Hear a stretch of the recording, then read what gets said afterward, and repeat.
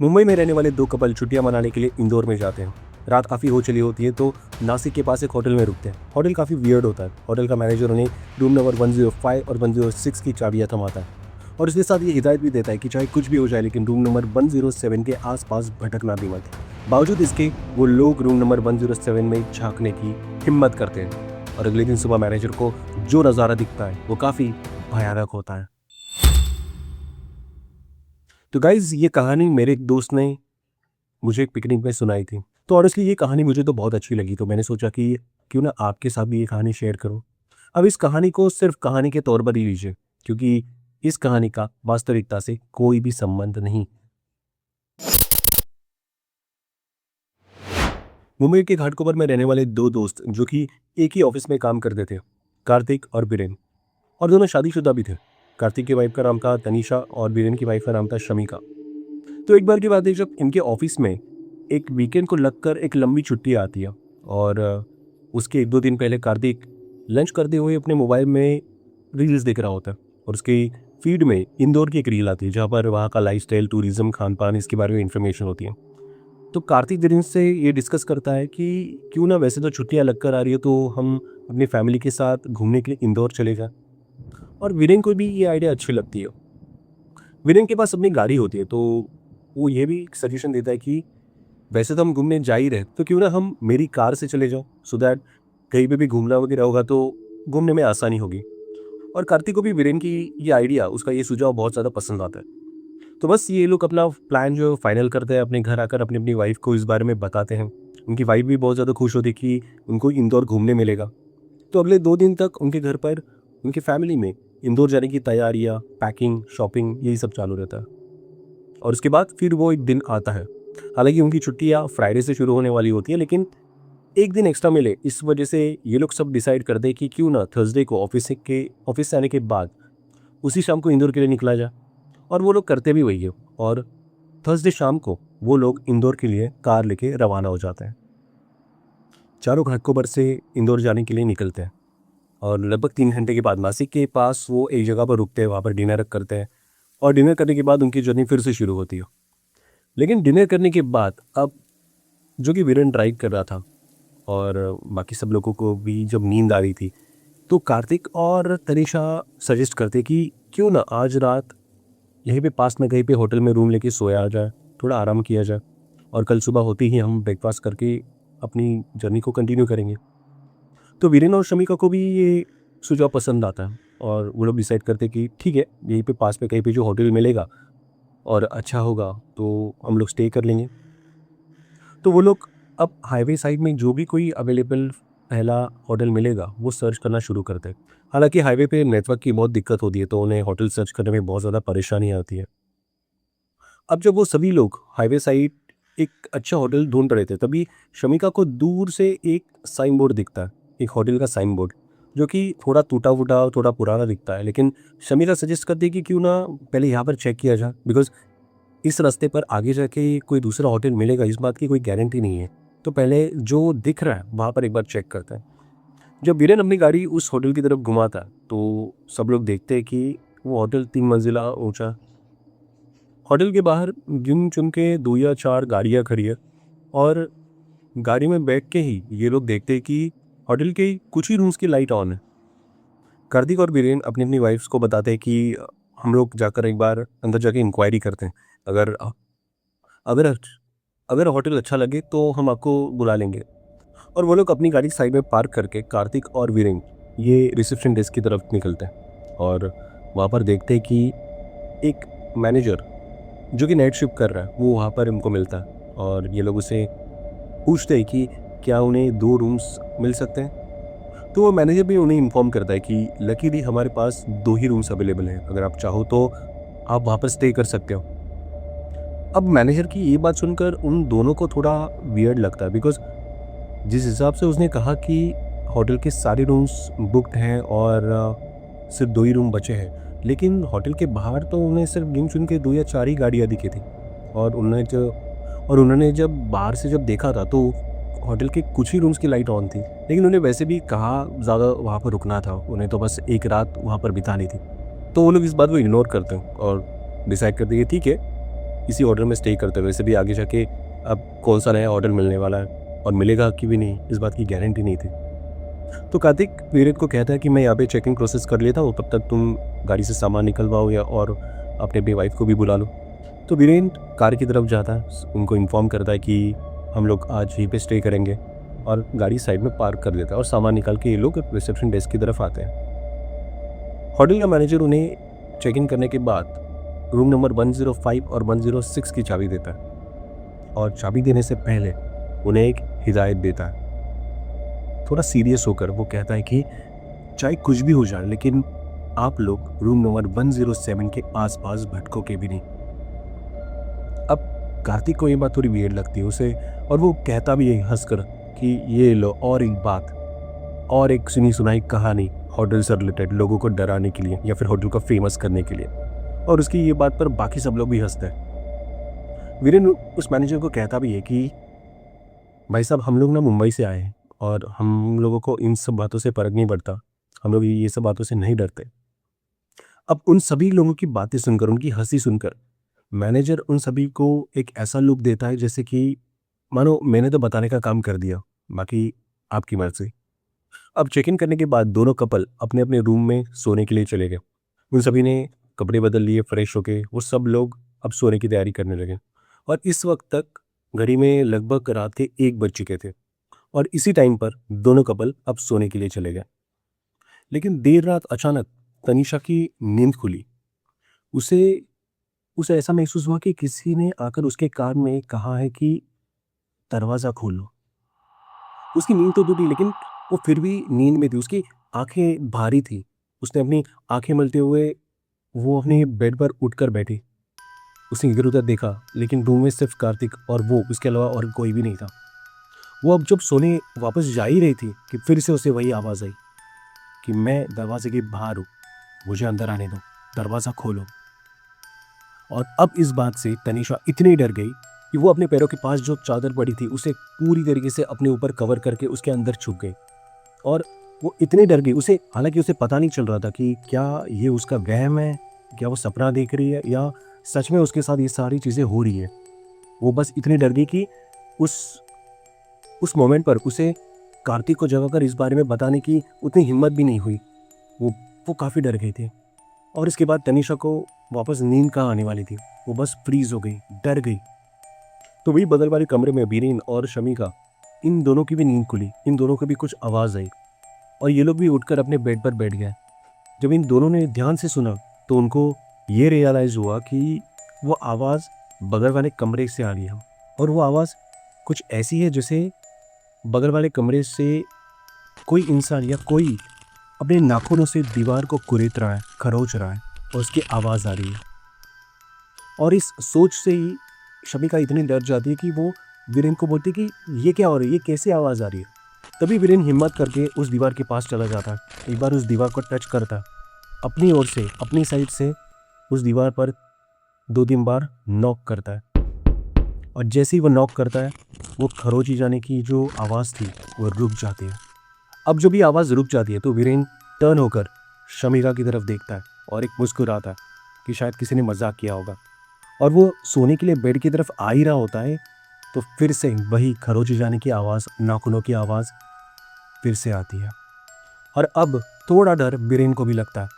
वो भी फटाफट आकर शमिका के पास आकर बैठता है और दोनों सोचते हैं कि ये क्या हो रहा है उनके साथ।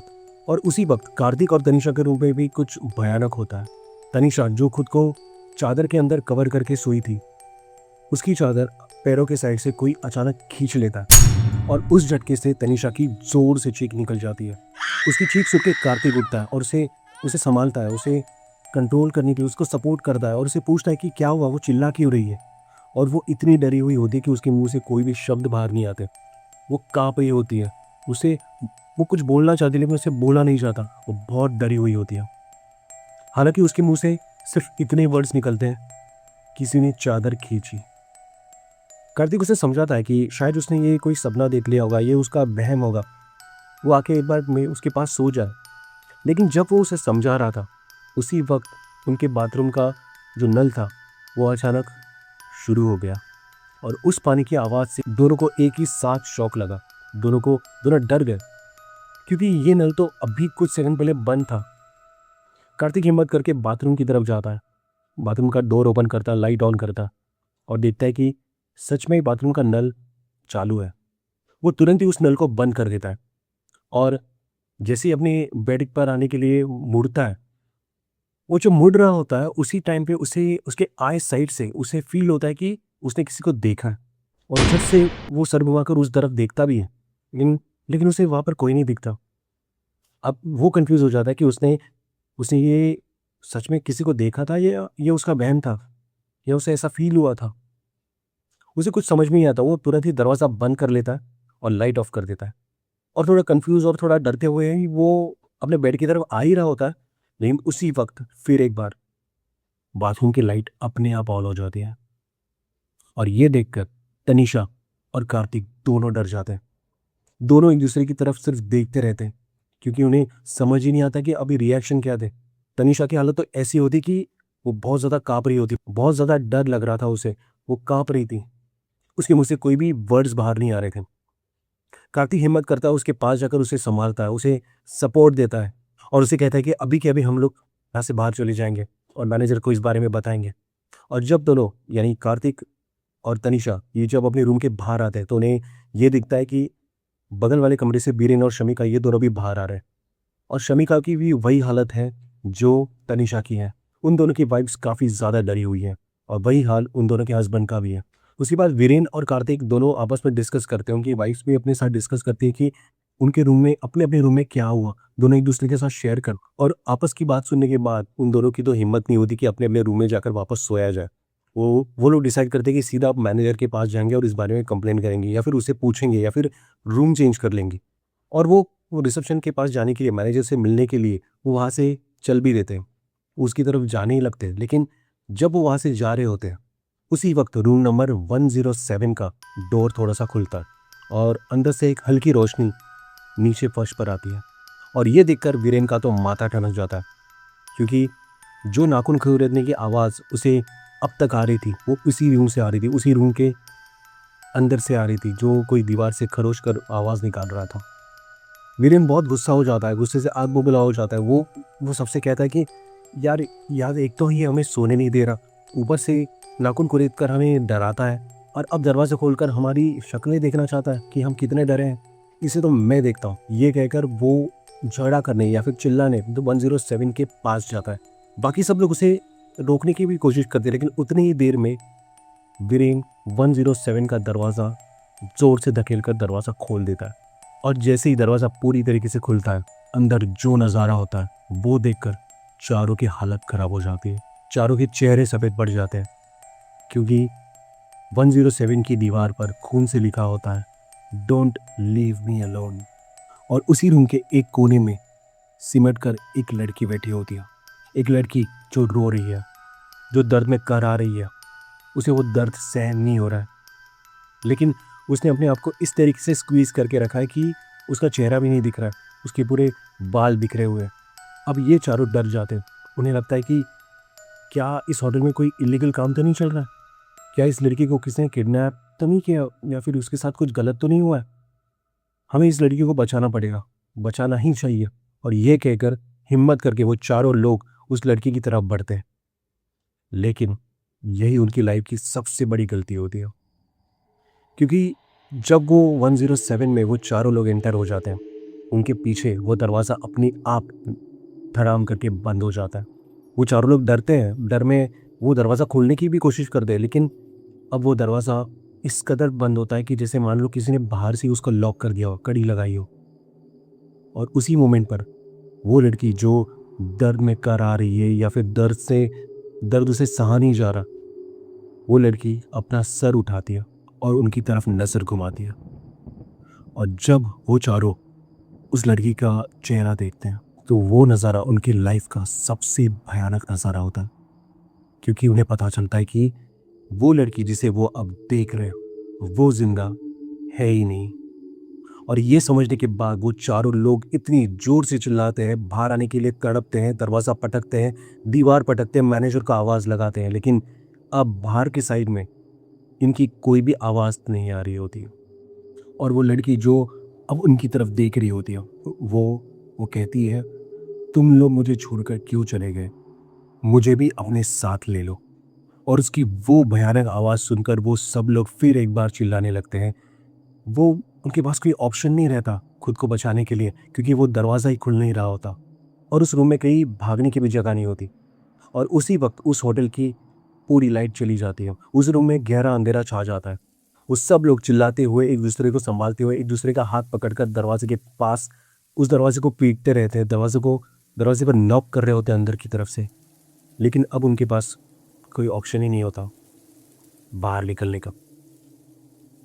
और उस वक्त और एक चीज़ होती है। वो लड़की जो उन्हें कहते हैं कि तुम मुझे छोड़कर क्यों चले गए, तो उन चारों को फील होता है कि वो लड़की की आवाज़ धीरे धीरे उनके पास आती जा रही है। वो आवाज़ बढ़ रही है, मानो वो लड़की अब चलकर या उसकी आवाज़ अब उनके बहुत ज़्यादा पास आ रही है।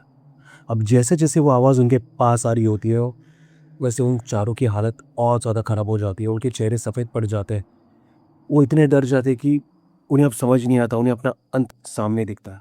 अगले ही सेकंड उन चारों की एक लंबी चीख हवा में गूंजती है और उसके बाद पूरी शांति। अगले दिन सुबह जब सूरज की पहली किरण निकलती है और उस होटल का जो क्लीनिंग स्टाफ होता है वो जब कॉरिडोर में क्लीनिंग कर रहा होता है, तो उसे वो देखता है कि रूम नंबर 107 का दरवाज़ा खुला हुआ है। वो थोड़ा शॉक हो जाता है, क्योंकि हालांकि ये रूम का दरवाज़ा कभी कभी नहीं खुला होता, वो हमेशा बंद रहता है। वो ना चाहते हुए ही बाहर से ही एक धक्का देकर उस दरवाजे को खोल देता है और जो सामने देखता है उससे उसकी उसके हाथ में जो बाल्टी होती है, जो झाड़ू होती है, वो डर के मारे गिर जाती है। और वो भागकर मैनेजर को इस बारे में इन्फॉर्म करता है। और जब मैनेजर 107 के डोर पर खड़ा होता है, वो आकर जब चेक करता है तो उसे दिखता है कि रूम नंबर 107 के अंदर दरवाजे के पास 4 लाशें पड़ी हैं। उनकी बॉडी पर कोई घाव या फिर कोई जख्म नहीं दिखता। हाँ, लेकिन उनके चेहरे पर डर साफ दिखाई देता है, मानो मरने से पहले उन्होंने मौत को सामने देख लिया था। तो इस कहानी की बैक स्टोरी ये थी कि उसी होटल में कई सालों पहले रूम नंबर 107 में एक लड़की अपने कुछ दोस्तों के साथ वहाँ पर आई थी घूमने फिरने के लिए, एंजॉय करने के लिए। और उसी के दोस्तों ने उसके साथ कुछ गलत कर दिया, उसका फ़ायदा उठाया और उसे वहीं पर अकेला छोड़ दिया मरने के लिए। तो बस तब से वो लड़की उसी कमरे में फंस गई है और तब से वो कमरा हमेशा के लिए बंद रहता है। लेकिन आज भी वो मदद के लिए लोगों को आवाज़ लगाती है। उसकी आवाज़ लोग सुनते हैं, उसकी दर्द भरी चीख सुनते हैं, उसका रोना सुनते हैं। और अगर आपने उसकी मदद करने के लिए रूम नंबर 107 में कदम रखा भी, तो आप अगली सुबह कभी नहीं देख पाओगे। तो गाइस, आई होप आपको ये आज की स्टोरी अच्छी लगी हो। और जैसे मैंने कहा था, इस कहानी को सिर्फ कहानी के तौर पर ही लीजिए, क्योंकि इसका वास्तविकता से कोई भी संबंध नहीं है। ये तो मेरे एक दोस्त ने जो कहानी सुनाई, मैंने आपको फिर से एक बार सुनाई। तो अगर आपको ये वीडियो अच्छी लगी हो तो इस वीडियो को लाइक कीजिए, चैनल को ज़रूर सब्सक्राइब कीजिए। तो मैं मिलूंगा आपसे अगले वीडियो में एक और मिस्ट्री, एक और हॉरर के साथ। तब तक के लिए गुड बाय।